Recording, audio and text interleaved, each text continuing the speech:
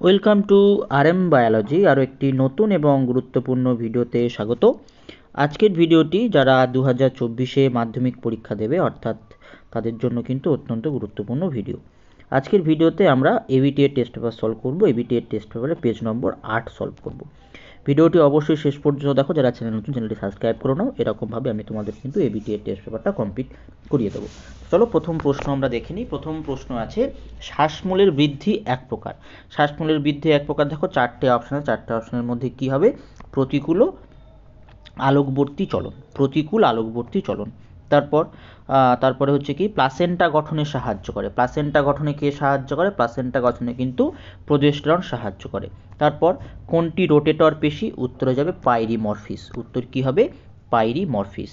তারপরের প্রশ্ন আছে কোষচক্রের কোন দশা সবচেয়ে বেশি সময় লাগে? দেখো কোষচক্র দুটো ভাগে বিভক্ত, সেটা কি ইন্টারফেজ আর একটা হচ্ছে এমফেজ। তো ইন্টারফেজে বেশি সময় লাগে। ইন্টারফেজ আবার তিনটে দশাতে বিভক্ত, কি G1, S আর G2, তার মধ্যে G1টা বেশি, তো উত্তর কি হয়ে যাবে? G1। ক্যারিওকাইনেসিসের কোন দশায় সিস্টার ক্রোমাটিড দ্বয় পৃথক হয়? ক্যারিওকাইনেসিসের কোন দশায় সিস্টার ক্রোমাটিড দ্বয় পৃথক হয়? উত্তর কি হয়ে যাবে? অ্যানাফেজ দশা। তারপর মানব বিকাশের কোন দশায় মাথার বৃদ্ধি অন্য অঙ্গের তুলনায় কম হয়? মাথার বৃদ্ধি পরিণত দশায় অন্য অঙ্গের তুলনায় কম হয়।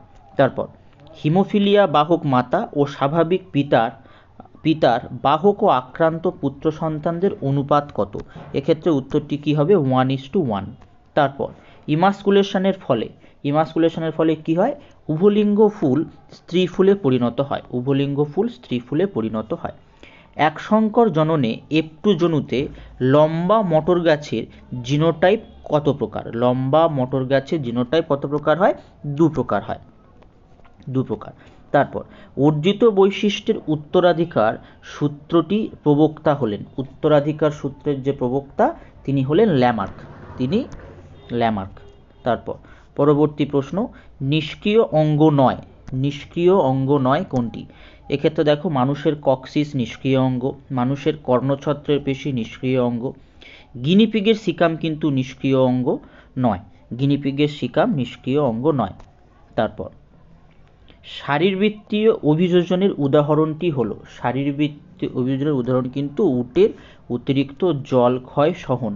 তারপর নিচের কোনটি ডিনাইট্রিফাইং ব্যাকটেরিয়া? উত্তরটি কি হয়ে যাবে? উত্তরটি হয়ে যাবে সিউডোমোনাস। উত্তরটি কি হবে? সিউডোমোনাস। তারপর লয়েড বোটানিক্যাল গার্ডেন কোন রাজ্যে অবস্থিত? লয়েড বোটানিক্যাল গার্ডেন কোন রাজ্যে? এটা তোমরা অবশ্যই করে কিন্তু কমেন্ট করো, লয়েড বোটানিক্যাল গার্ডেন কোন রাজ্যে অবস্থিত। তারপর নিচের কোন গাছটি থেকে ক্যান্সার রোগের উপকার পাওয়া যায়? উত্তরটি কি হয়ে যাবে? উত্তরটি হয়ে যাবে নয়নতারা। তারপরে আমরা যদি পরের পার্টে চলে যাই, দেখো সহযোগী নিউরনের অবস্থান সবসময় ড্যাশ তন্ত্রে। উত্তর কি হবে? কেন্দ্রীয় স্নায়ুতন্ত্রে।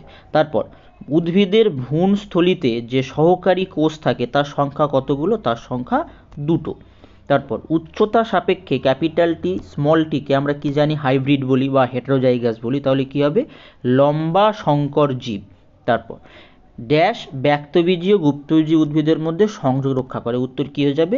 নিটাম। তারপর জীব বিবর্ধন ড্যাশ দূষণের ফলে হয়? জীব বিবর্ধন মাটি দূষণের ফলেও হয়, জল দূষণের ফলেও কিন্তু হয়। তারপর পশ্চিমবঙ্গের ড্যাশ ন্যাশনাল পার্কে রেড পান্ডা সংরক্ষণ করা হয়? Singalila national park. তারপর সত্য মিথ্যা আছে, কবজার সন্ধি 270 ডিগ্রি ঘুরতে পারে, এটা ভুল আছে। কবজার সন্ধি কিন্তু 180 ডিগ্রি ঘুরতে পারে। তারপর প্রাণী হরমোন ক্ষরণ নিয়ন্ত্রিত হয় ফিডব্যাক পদ্ধতি দ্বারা। একদম সত্যি কথা বা একদম সত্য। একবীজপত্রী উদ্ভিদের এরও জোড় কলম করা যায়? মিথ্যা। একবীজপত্রী উদ্ভিদে জোড় কলম করা যায় না, দ্বিবীজপত্রী উদ্ভিদে কিন্তু জোড় কলম করা যায়। প্রোটানোপিয়া সবুজ বর্ণ বুঝতে পারে না, এটা কিন্তু মিথ্যা। কি বুঝতে পারে না? লাল বর্ণ বুঝতে পারে না। জল সংরক্ষণের জন্য ক্যাকটাসে মিউসিলেস থাকে? একদম সত্যি কথা বা একদম সত্য। তারপরে আমরা স্তম্ভ মেলাবো। অকাল পত্রমোচন রোধ আছে, তন্তু গঠন আছে, বেমতন্তু হবে, বেমতত্ত্ব হয়ে গেছে, বেমতন্তু হবে। তারপরে HPLC আছে, এগুলো কিন্তু আছে।